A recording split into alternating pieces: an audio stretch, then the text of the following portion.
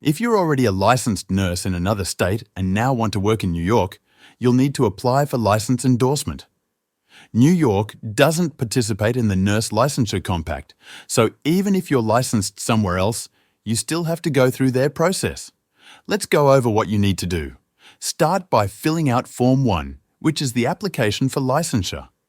This comes with a fee of $143, and you'll find the form on the New York State Education Department's website.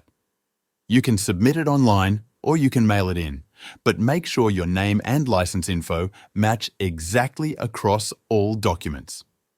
Next is Form 2. This one confirms your nursing education. You'll send it to the school where you completed your nursing program and they'll return it directly to New York State.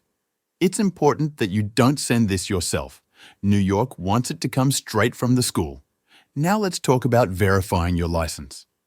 Most states use a system called Nursys, and if your license is from one of those states, just request verification through Nursys. It's fast and online, and once that's done, you don't need to send anything else for that license. But if your state isn't on Nursys, you'll have to use Form 3 instead. You send this form to the licensing board in that state, and they'll return it directly to New York.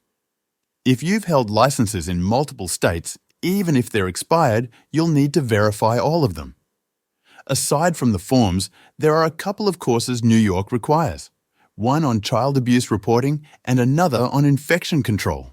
Most people take these online. Depending on your background, you might already have them done, but if not, they're quick to complete and must be finished before your license can be issued. Once all your paperwork is in, New York will review everything and get back to you.